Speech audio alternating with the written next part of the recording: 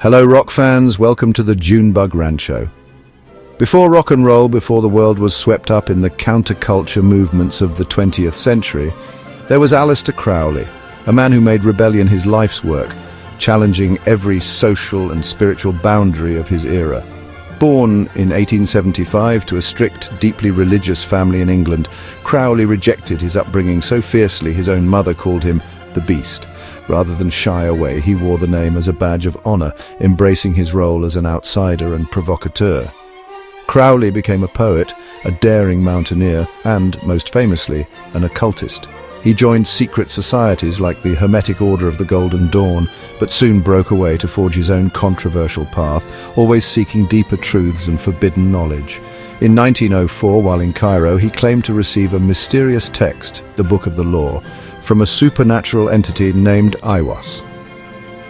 This revelation became the foundation for a new religion, Thelema. At its core was a radical message: do what thou wilt shall be the whole of the law.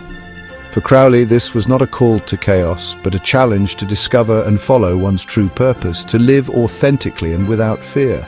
Though he died in obscurity in 1947, Crowley's ideas of radical freedom, spiritual rebellion and self-discovery would soon find new life, echoing through the lyrics, art and attitudes of the world of rock and roll, inspiring generations to come.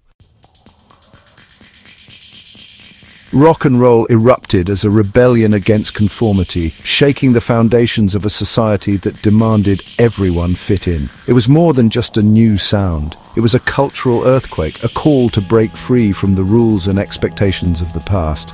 And Crowley's infamous phrase, "Do what thou wilt," became its secret anthem, echoing through the lyrics, attitudes and lifestyles of countless musicians and fans.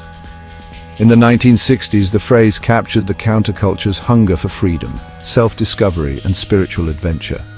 It was a rallying cry for those who wanted to explore new ways of living and thinking, far beyond the boundaries set by tradition. Musicians became modern shamans, using music to guide listeners toward their true will.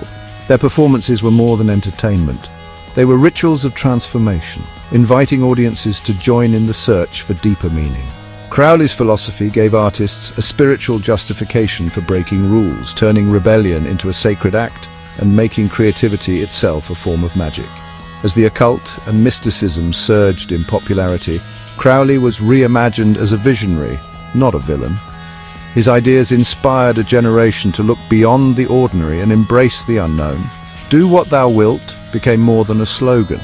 It was the backbone of a cultural revolution, fueling movements for personal and collective liberation. Crowley's law empowered artists to see themselves as magicians, using music to challenge reality itself and inspire others to imagine new possibilities for their lives. Crowley's image appeared on the Beatles' Sgt. Pepper's album, a subtle but powerful nod to his growing influence on the counterculture of the 1960s. His presence among the icons on the cover signaled that he was more than just a historical curiosity. He was becoming a symbol for a new generation seeking spiritual and creative freedom. This moment marked Crowley's entry into the mainstream consciousness, signaling his influence on pop culture's elite and the avant-garde. Artists, musicians and thinkers began to see him as a figure who challenged the status quo and inspired rebellion. The Rolling Stones flirted with his dark mystique, especially through their Satanic Majesties phase and collaborations with occult filmmaker and Crowley disciple Kenneth Anger. Crowley's philosophy of breaking boundaries and embracing the unknown resonated with the band's own experiments in music and image. But no one embraced Crowley like Led Zeppelin's Jimmy Page, who collected Crowley's artifacts and even bought Crowley's former residence, the infamous Boleskine House by Loch Ness. Page's fascination went beyond mere curiosity. It became a lifelong obsession that shaped his art and persona. Early Led Zeppelin records bore Crowleyan inscriptions, weaving his philosophy into rock's DNA and inviting fans to explore new realms of consciousness through music. David Bowie, too, drew on Crowley's themes, name-dropping him in Quicksand and infusing albums with occult symbolism. Bowie's ever-shifting personas echoed Crowley's ideas of self-invention and transformation. For these artists, Crowley was more than a reference. He was a source of power, myth, and creative transformation. His writings and rituals offered a blueprint for pushing artistic boundaries and exploring the mysteries of the self. His ideas became a toolkit for turning music into ritual and self-invention, inspiring musicians to experiment with sound, image, and identity in ways never seen before. Crowley's shadow stretched across the era, shaping the very soul of rock and leaving a legacy that still echoes in music and culture today. As rock grew darker, Crowley became the patron saint of heavy metal. Ozzy Osbourne's Mr. Crowley immortalized him for a new generation, questioning the occultist's life and legacy. Iron Maiden's Bruce Dickinson admired Crowley's rebellious intellect, while industrial pioneers like Throbbing Gristle used his magic as performance art. Crowley's image, part guru, part dark lord, fit every genre, seeking to push boundaries. For some, he was a symbol of forbidden knowledge. For others, a theatrical icon of chaos and power. Each artist found in Crowley a license for radical self-expression. His philosophy let musicians turn art into ritual, rebellion into myth. Crowley proved that music could be a tool for transformation and disruption.